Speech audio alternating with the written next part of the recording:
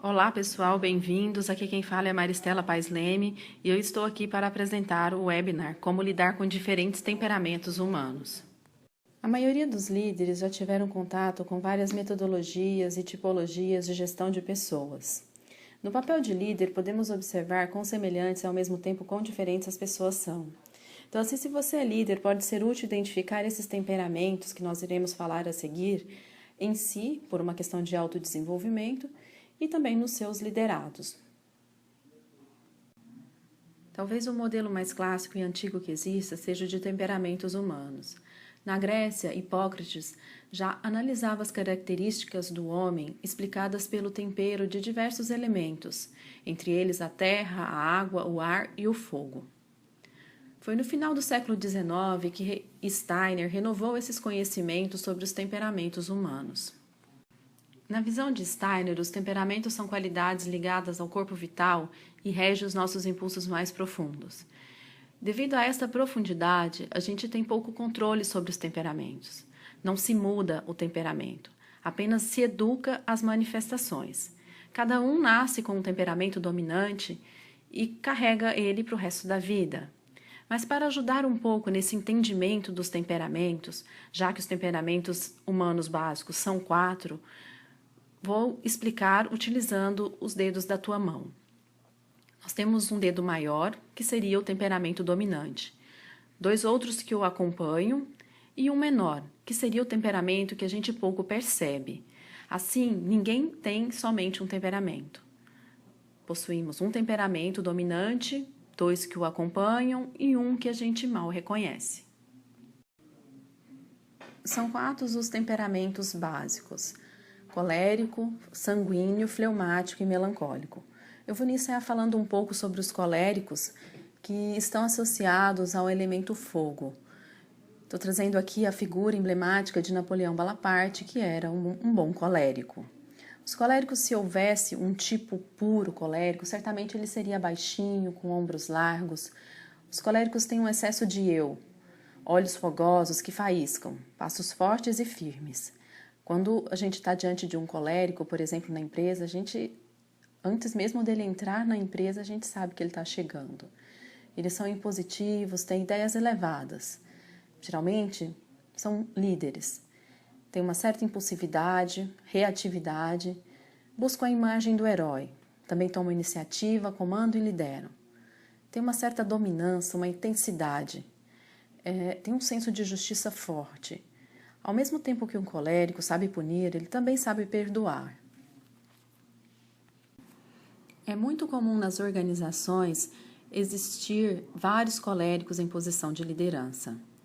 No ciclo de palestras para o desenvolvimento de líderes que nós executamos aqui na NPU, após aplicar os testes para identificação de perfil, a gente observa que quase 50% de cada turma são coléricos. Então, isso é muito normal, porque como sendo um ciclo para o desenvolvimento de líderes, é normal a gente estar ali com vários coléricos. Ainda dentro das organizações, a gente pode observar que os coléricos eles vivem na ação, são realizadores, têm iniciativa e não gostam muito de ouvir. Para trazer um exemplo para vocês, nós fomos contratados para um trabalho de consultoria por uma empresa que estava passando por um problema de rotatividade elevada, o clima organizacional não era muito bom e assim nós iniciamos o trabalho fazendo um diagnóstico com os líderes setoriais e o que a gente mais ouvia nesse diagnóstico é que essas lideranças não se sentiam ouvidas, o líder maior não buscava a opinião deles ou quando buscava, tomava ações que eram contrárias àquelas opiniões daqueles líderes setoriais. Então, a gente, com várias outras coisas, é claro, fechamos o diagnóstico e fomos apresentar para aquela pessoa que havia nos contratado. Agora, imagine a reação dele ao escutar todos aqueles comentários, é lógico, sem identificação, mas todos aqueles comentários que foram obtidos durante os processos de entrevistas. Esse líder, como um bom colérico que era, tinha vontade de fuzilar. Mas o mais interessante que nós conseguimos observar ao final do trabalho é como houve um processo de mudança daquele diagnóstico inicial para o momento final do trabalho. Os coléricos, eles são muito motivados pelo desafio. E o autodesenvolvimento é um grande desafio. Então, ali naquele caso, naquela empresa, a gente pôde observar claramente que, após ouvir aquelas questões trazidas pelos líderes setoriais, aquele líder maior se colocou num processo de autodesenvolvimento. Ele escutou o que as pessoas disseram, os seus liderados disseram e começou a trabalhar com aquilo ali. Então, isso foi muito interessante de observar. Na política brasileira, nós temos um bom exemplo de um colérico. Quem não se lembra do pronunciamento à nação feito por Fernando Collor? Ali estávamos diante de um colérico. Basta lembrarmos do olhar, da voz, enfim, de toda a sua trajetória enquanto presidente da República. Bom, nós temos algumas dicas para facilitar o trabalho com os coléricos. É importante que, ao lidar com o colérico, você não confronte, melhor deixar o fogo se extinguir e, de repente, mais tarde, se for possível, voltar a falar sobre o assunto. É importante enfrentar, sim, o colérico. Ele valoriza isso, valoriza quem enfrenta, mas sem brigar, né? Então, para um colérico, não baixe o olhar, pois se você baixar o olhar e se recolher, ele vai perder o respeito por você.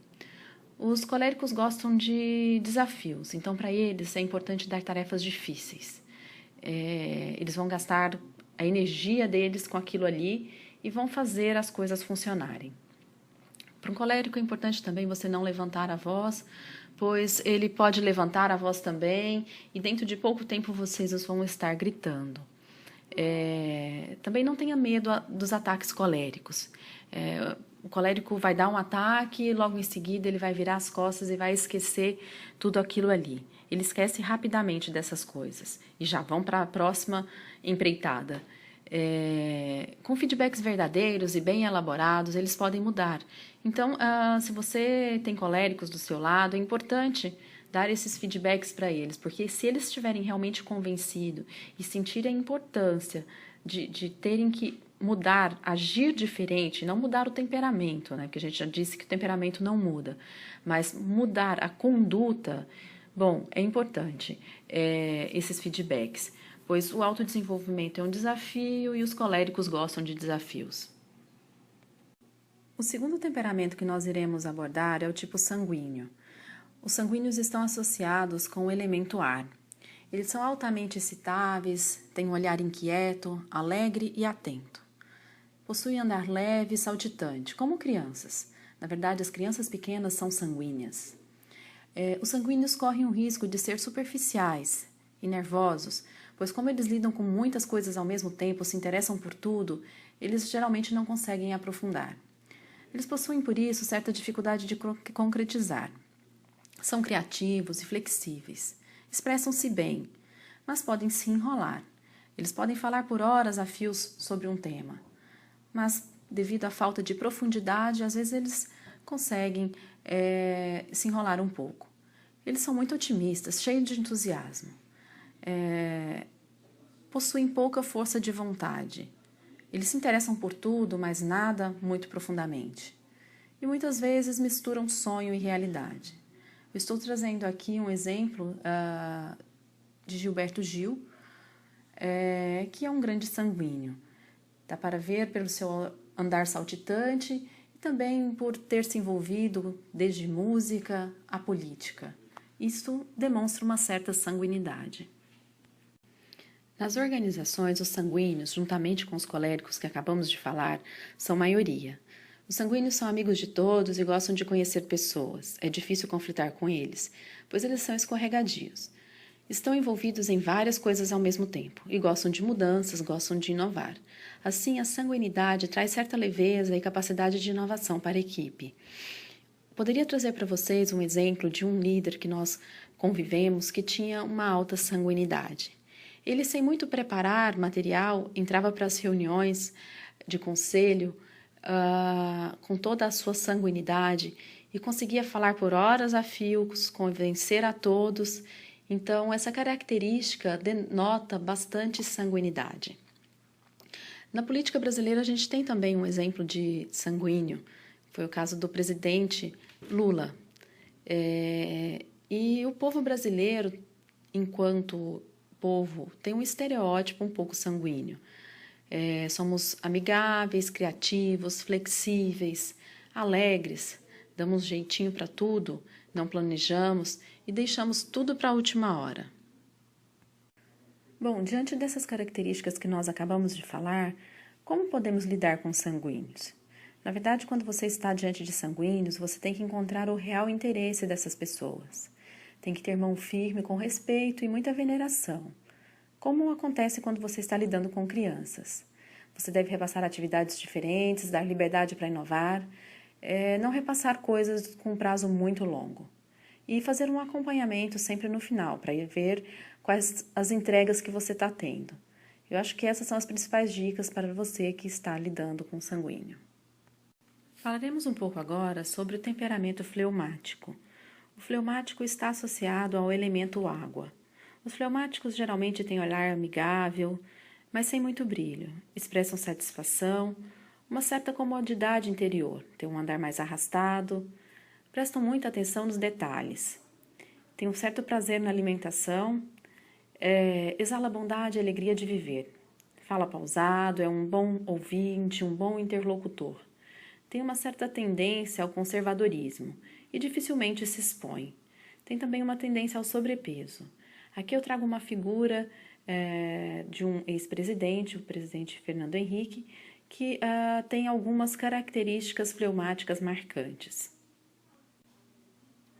Falando um pouco sobre os fleumáticos nas organizações, uma característica deles é que a força dos fleumáticos está no devagar e sempre. Eles, em crises, mantêm a calma e conseguem seguir a rotina normalmente. Trazem resultados sólidos e consistentes. Eles são bons ouvintes, observadores e bem-humorados. Os ritmos do corpo são importantes. Atrasar refeições os deixa irritados. Então, trazendo para vocês alguns exemplos de fleumáticos em equipes, a gente tinha um consultor que tinha uma característica fleumática marcante e observando, assim, depois de um tempo, nós podemos constatar que o que mais alegrava ele era saber que nos hotéis, nas viagens de consultoria, existia um bom restaurante. Outro ponto também que era interessante observar era que sempre quando passava-se do horário das refeições ou que naquele momento a gente ia ter que estender o trabalho até mais tarde, ele sempre se irritava. Uma característica fleumática também, e que aí a gente pode observar enquanto povo inglês, é que o mundo pode estar acabando. Eles conseguem manter o seu ritmo, conseguem ir executando o teu trabalho, por isso que se diz que a força deles está no devagar e sempre. Então, eles são muito consistentes. E você der um trabalho para um fleumático fazer, o ideal é que você marque a entrega e agende reuniões. Você pode ter certeza que você vai ter um bom trabalho entregue no final. Na política brasileira, portanto, já havia mencionado, nós temos o presidente Fernando Henrique. Os fleumáticos estão associados também à boa interlocução, eles são muito agradáveis e conseguem fazer um bom trânsito, fazer um bom caminho diplomático, resolver questões importantes, pendências, conseguem ser bons coaches, bons aconselhadores. Bom, se você possui fleumáticos na tua equipe, o ideal é que você crie espaço para eles falarem. Crie espaços de convivência, pois eles geralmente são ótimos de convivência. E não tente tirá-los do ritmo, apressá-los, pois eles se atrapalham. Eles gostam de tarefas programadas, reuniões agendadas, com antecedência.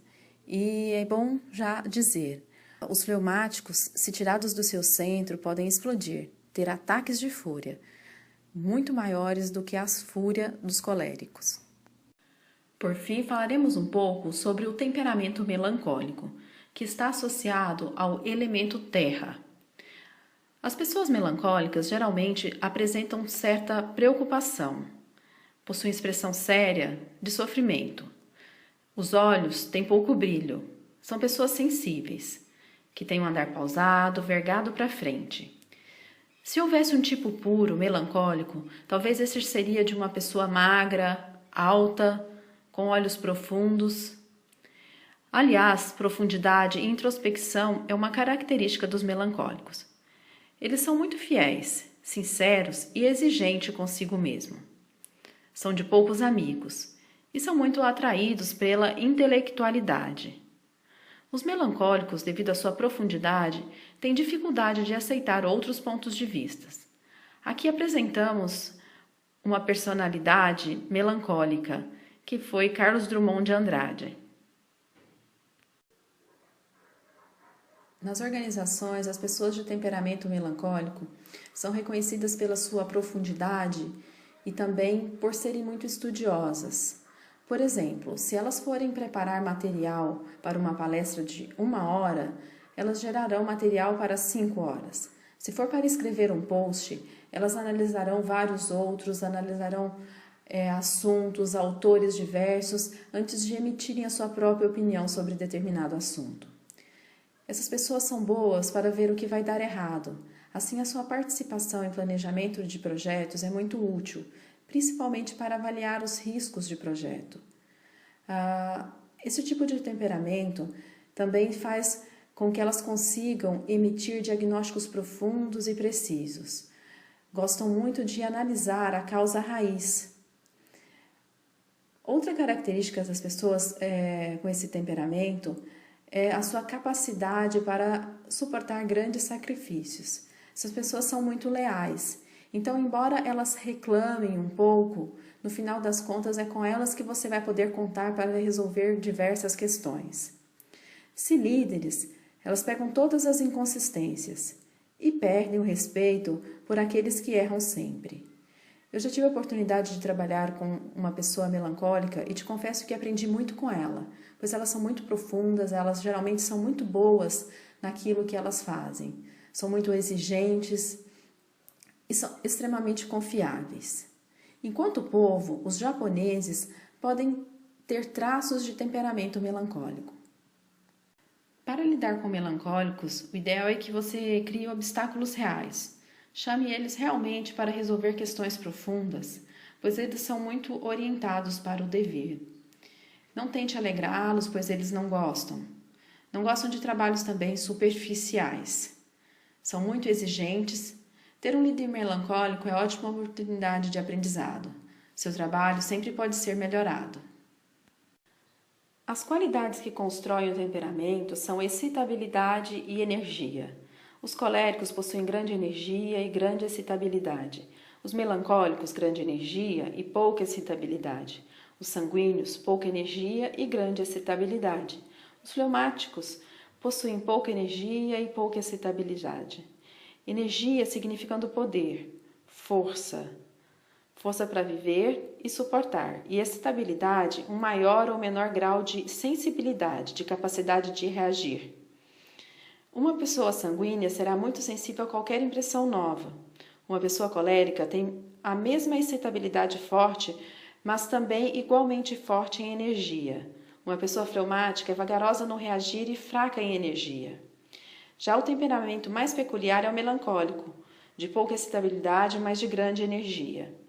Neste slide, nós apresentaremos algumas qualidades vinculadas a cada um dos tipos psicológicos e também alguns pontos fracos. Neste slide está também algumas das profissões que encontramos mais associadas a cada um dos temperamentos. Entre os coléricos é muito comum encontrarmos produtores, construtores e líderes. Entre os fleumáticos, diplomatas, administradores, professores e técnicos. Entre os melancólicos, artistas, músicos, inventores, filósofos, mestres. E por fim, entre os sanguíneos, atores, vendedores e oradores. As características positivas, ou seja, as qualidades dos coléricos, estão muito associadas à questão da energia, do fato de serem independentes, práticos, líderes mesmo. Em relação aos fleumáticos, são mais tranquilos, calmos, são eficientes, conservadores, também podem ser líderes, mas tem uma característica muito associada com a diplomacia. Já os melancólicos, eles são muito habilidosos, minuciosos, profundos, idealistas, são muito leais. Os sanguíneos, por sua vez, são comunicativos, entusiastas, simpáticos, bons companheiros. E como pontos fracos, poderíamos destacar entre os coléricos as características da impaciência, da intolerância, da vaidade, o sarcasmo. Entre os fleumáticos, destacaríamos a indecisão, o calculismo, a pretensão, a introversão, a desmotivação.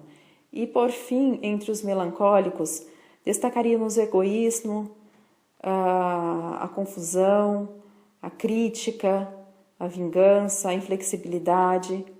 E entre os sanguíneos, a questão da volubilidade, da impulsividade, da insegurança, do egocentrismo, do barulho, né, exagerado. Enfim, acredito que assim a gente pode fechar as qualidades e defeitos, eu diria, dos 4 tipos, dos 4 temperamentos. Para finalizarmos, é importante dizer que existe uma oposição entre os temperamentos. O fleumático raramente apresenta sinais de um temperamento colérico e o sanguíneo e o melancólico são incompatíveis. Cada temperamento tem, no entanto, 2 companheiros, os quais variam em intensidade e aparência. Às vezes é difícil identificar o temperamento, e se você tem essa dificuldade, eu recomendo que você procure pelo temperamento que não está presente. Se, por exemplo, a qualidade da melancolia está completamente ausente, o temperamento polar oposto, sanguíneo, será o principal. Talvez essa seja a chave para diagnóstico do seu temperamento. Mais uma vez, é importante dizer que a forma como o temperamento se expressa pode ser educada ao longo da vida. O temperamento em si a gente não consegue mudar, mas quando eu conheço o meu temperamento, eu posso mudar o meu padrão de ação. E aí, como líder, conhecendo os temperamentos, você pode gerir melhor as competências da sua equipe. Pode dar feedbacks e aí cabe ao outro fazer o que ele quiser com esse feedback. Se ele topar o desafio de se desenvolver, ele vai poder atuar sobre o seu temperamento, mudando o seu padrão de ação.